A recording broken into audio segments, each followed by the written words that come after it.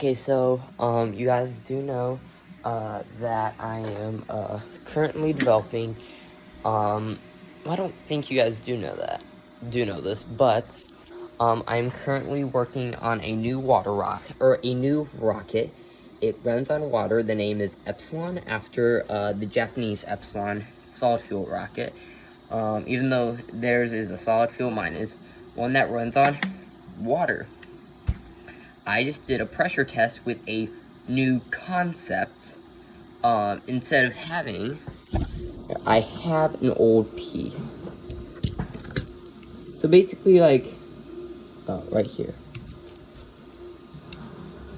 So these two connect. I'm trying to show you guys a demonstration.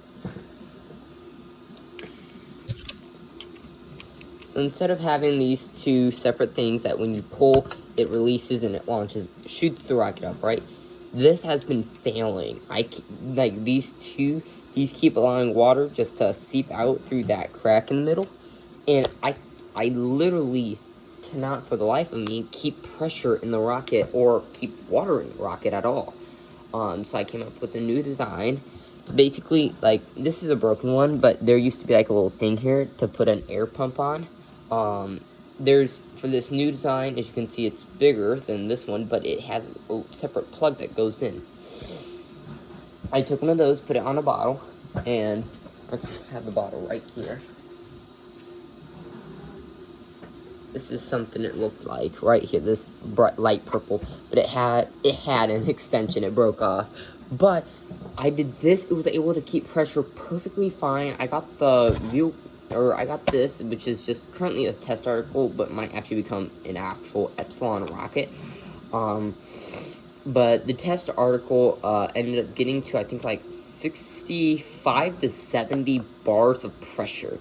Before, because I just had it on its side, I had it filled to the brim, like, that much with water, or really about, like, that much, and as water slowly seeped out, because it's gonna seep out no matter what, but as water started to seep out, air started getting to where water couldn't, like, stop it, and if you know what I'm talking, if you both or know how to deal with a water rocket, you know the whole thing I'm talking about.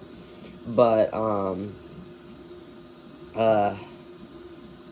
it ended up losing pressure because I just couldn't keep it in enough. So I decided to flip it upright. I pumped like 1 or 2 more times. Got it like to 30 bar. Like I said, it was about 65 to 70 bar, but now it ended up going to 30. I decided to smack the nozzle. It ended up, not only did it break this part, but it literally flew upright like this and stayed in the air for a good 2 seconds before falling back down and just shooting out the rest of its pressure. So that, even though all these upcoming missions, even though all these upcoming missions for Project Micah, which is like Starlink, it's my own little constellation. Even though it's literally just a bunch of cardboard cutouts, it'll allow me to do a bunch of launches for free and quick. I'm not having to spend money. I'm not having to go out to a store to buy water. I have a pond. I can literally unscrew this, fill it up with water, or just use a hose. I use the hose for this one because it's cleaner and you might not get a leak. You could get a leak that could clog this, and I don't want that. But and then you fill it up, tighten it. You would flip it over, set to the side, connect a hose. I put some hot glue around the opening so that it's not too loose, but it's able to keep a connection. And I'll be able to pressurize and pressurize and pressurize it until it's like I literally pressurized it and it felt like I was touching stone. Like this thing was. If I were to go bop, I would have knocked myself out. Like, it was hard. That's how pressurized it got. But if I were to use an electric pressurizer or like an air pump, not like a bicycle pump, but an actual air pump like for cars, I could get this sucker to 100 bar one day, which is my intention to one day be able to because this is slowly building to space, because I'm wanting to go orbital come 2035. Come then, I'll be 25, maybe 24 to 26 years old. Now that's quite an ambitious goal for going orbital. But when I'm young, I'm trying to figure out these ideas instead of being like, oh, I love space, and then I'm 30 years old.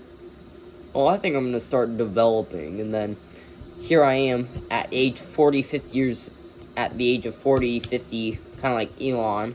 Elon started SpaceX when he was in his 20s, I believe, maybe 30s.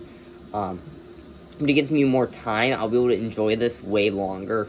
I've been doing rocketry since the end of summer. I think it was August 31st of 2023. It is currently March, I think it's the 26th. March 26th, 2026. I've been doing it for dang near 3 years now. Just a few months and it will make 3 years.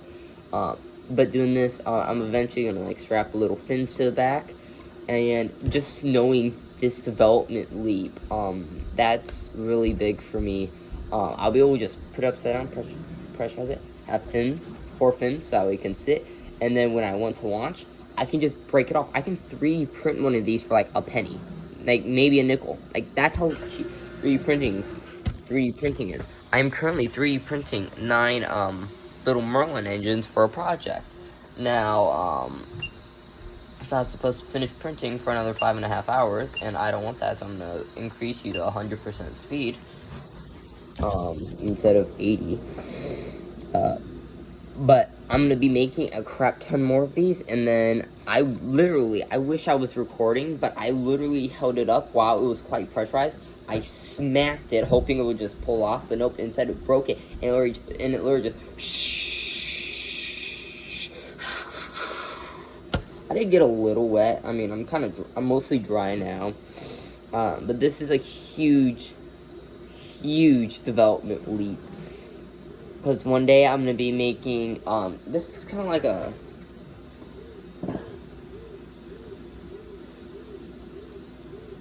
you guys probably remember Project Spear. This is, the rocket booster from Project Spear. This is, like, twice the diameter of a Zenith or Volcaris rocket. And this is, like, 3-4 times the diameter of a, and this is actually probably like 2 times the diameter of a oh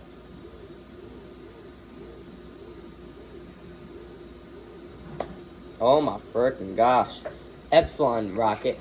But what I'm eventually going to do is I'm going to take some bottles, I'm going to put them in each of these 5 individual engines, and it's hopefully going to go, and it's hopefully going to look pretty freaking cool. This is all a slow development phase, but I'm slowly working with 2-stage rockets. Demon Chaser was a 2-stage rocket, but I decided to quit with that program because it was going to use carbon fiber. Carbon fiber is pretty sharp, and I hate working with carbon fiber. It's expensive, it's heavy, and yes, is it durable? Yeah, it's durable. But this right here is a $40 freaking rocket. This right here cost me 5 cents. Well, it cost me probably about $1 just for the 3D print. The cardboard was free, not including like the hot glue, but that's besides the point. And then this is an old engine. The inside, like the clay, got some water damage, and it just started breaking apart.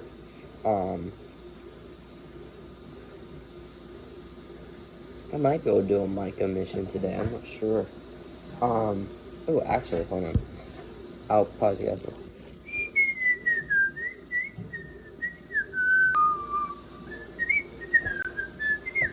Okay, I just checked. I just wanted to check something, but this is not altering a motor, because it is illegal to alter an Estes motor or any hobby rocket motor. This is not, modifying or whatever I just said. It's illegal to frick did I just say? Yeah, it's basically, it's illegal to, like, destroy it and use it for its own components, and it's illegal to modify. This is not modifying it, because the actual nozzle just started crumbling away, and it will not stay intact. I took old carbon fiber nozzle that was supposed to fly, well, I can't point to neutron because it's at the bottom of my pond right now. But this is just, like, to test an idea. I have igniters right here. What it's supposed to do is it's supposed to sit on its side, ignite, and hopefully look good. It's not altering. It's not altering a motor. Thanks for watching. Peace.